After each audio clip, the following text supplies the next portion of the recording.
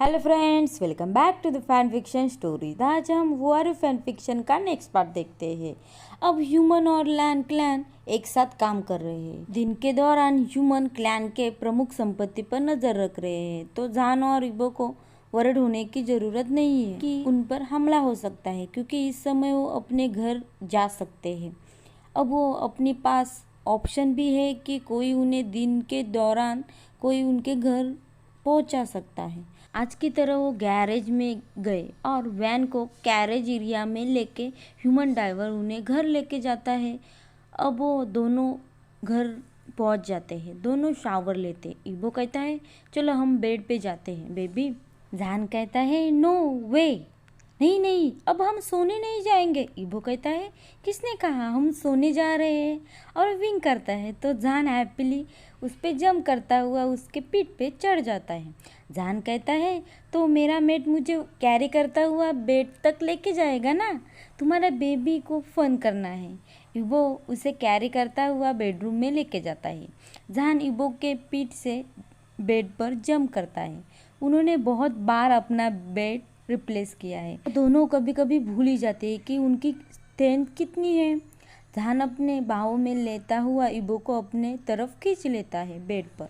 वो दोनों wild and passionately किस कर रहे होते। जान ने इबो को लिप्स पर नोच दिया था और उसका ब्लड टेस्ट करता है और कहता है बहुत यम्मी है, और उसके लिप को लिक करता है।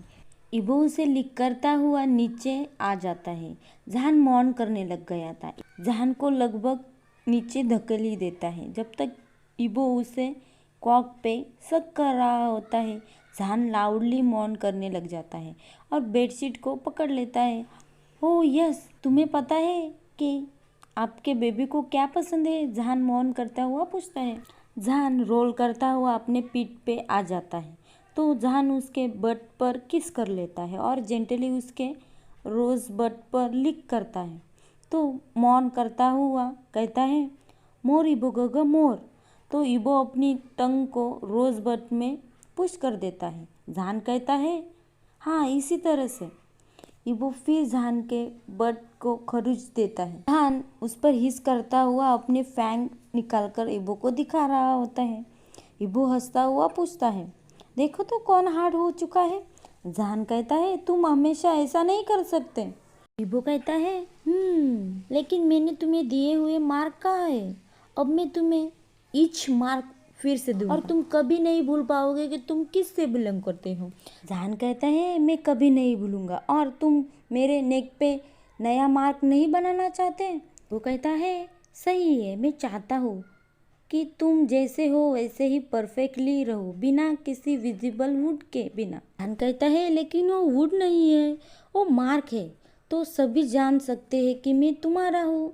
जान कभी कभी बेग करता है इबो को कि विजिबल मार्क दे दे, सभी को पता चले कि वो किसका मेट है और उसने अपना मेट ढूंढ लिया है।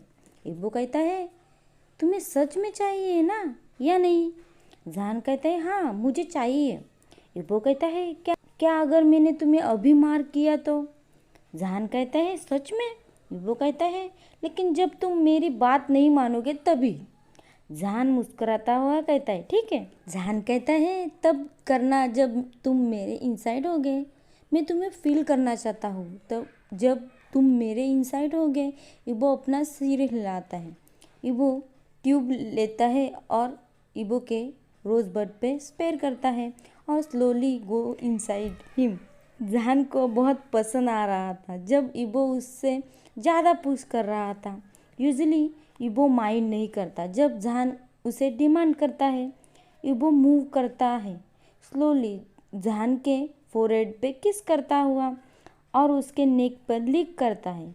विस्पर करता है आज से हर कोई देख पाएगा कि यू आर ऑल माइन, और उसके नेक पे बाइट करता है। जान भी मौन करता है।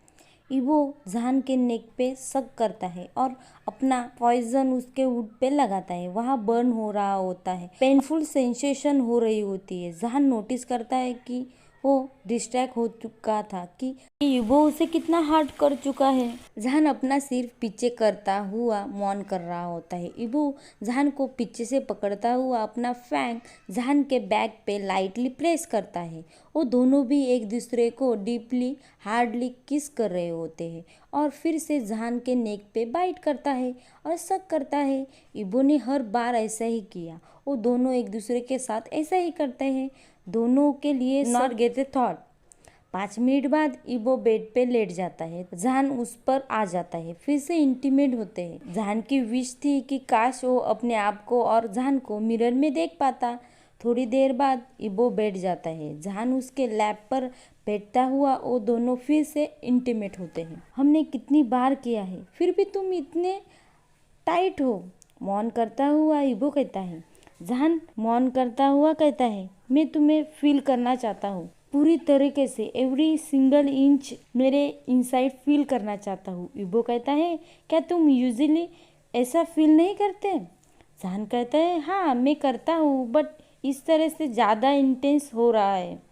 और दोनों अपने काम पे फिर से लग जाते हैं। आखिरकार वो दोनों साथ में रिलीज करते हैं। वो दोनों एक दूसरे को बाहों में होते हैं और किस करते हैं। जहान हैप्पीली एक्साइटेड होता हुआ कहता है, I love you ईबो।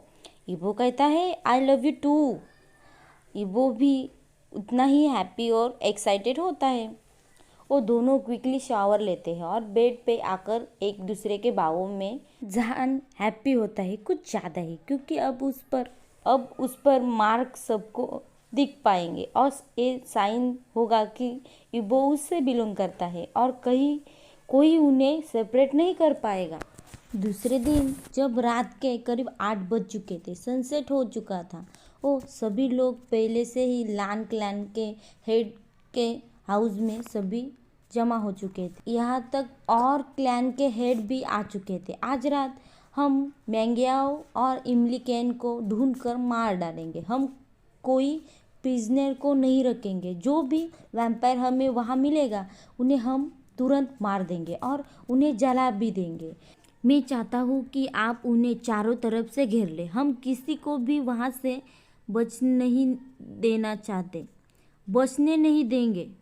This time मुझे लगता है कि सभी को पता होगा ये कितना इम्पोर्टेंट है। वो हमारे जैसे नहीं है, वो ह्यूमन ब्लड पीते हैं। वो उन्हें ट्रांसफर करते हैं या मार डालते हैं। इस वजह से हम किसी को भी चांस नहीं दे सकते। सख्त बनो और अलर्ट रहो, लैन किरण कहता है। जो प्रेजेंट पीपल होते हैं टेबल पे नॉक कर रहे होते। एक एल्डर अश्योर करता है कि वो, और दूसरे एल्डर भी कहते हैं कि वो फाइट में उन्हें ज्वाइन करने वाले हैं, इसलिए पहले से देखने के लिए जाते हैं। वो पहले से ही आ चुके थे। वो ईबो और जहान के तरफ टर्न करते हैं। आप दोनों को अब 2 साल हो चुके हैं, तो हमें लगता है आपके बारे में अच्छी चीज़ों के अलावा हमने कुछ नहीं सुना। जहान भी अच्छी तरह से इन्वॉल्व हुआ है, तो तुम उसे अच्छी तरह से सिखा रहे हो। साथ में तुम अनब्रेकेबल हो।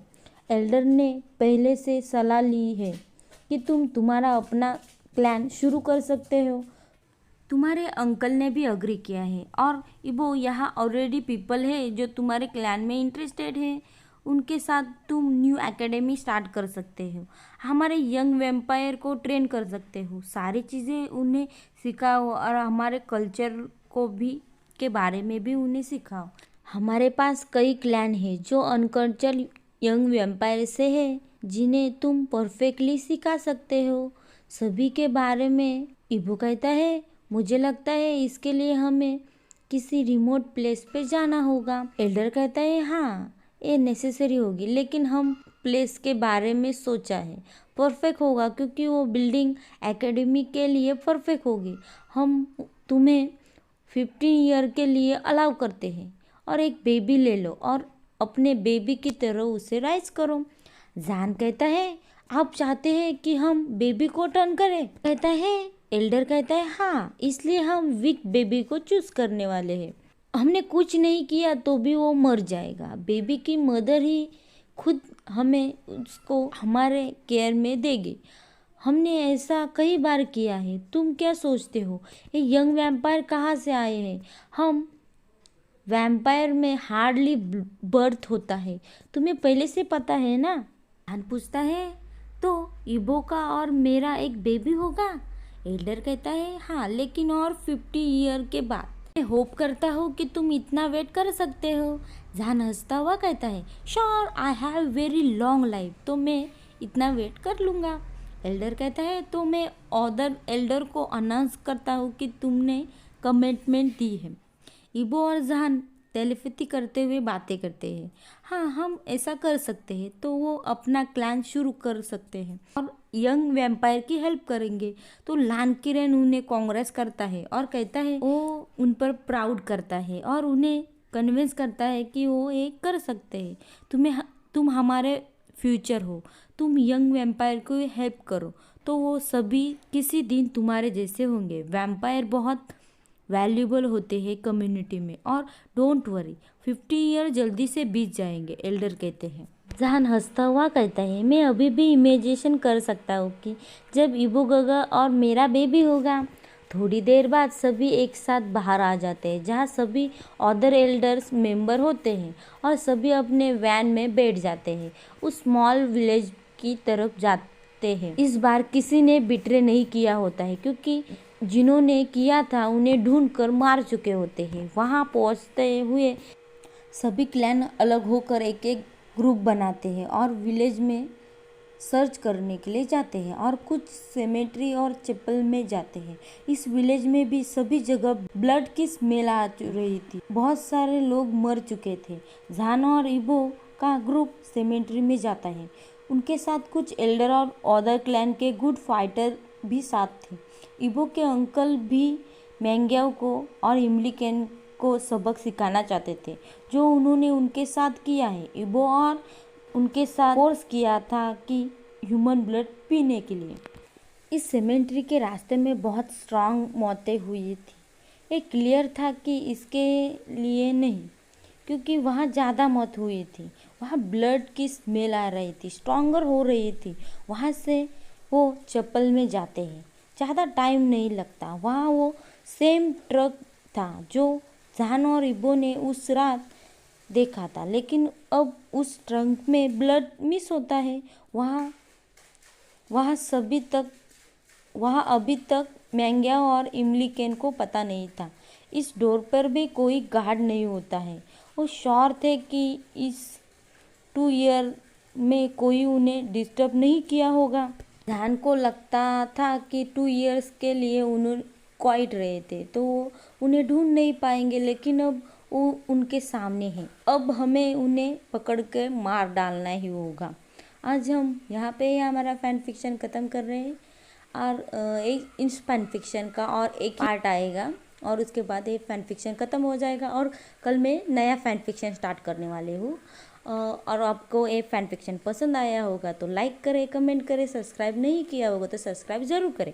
Thank you for watching.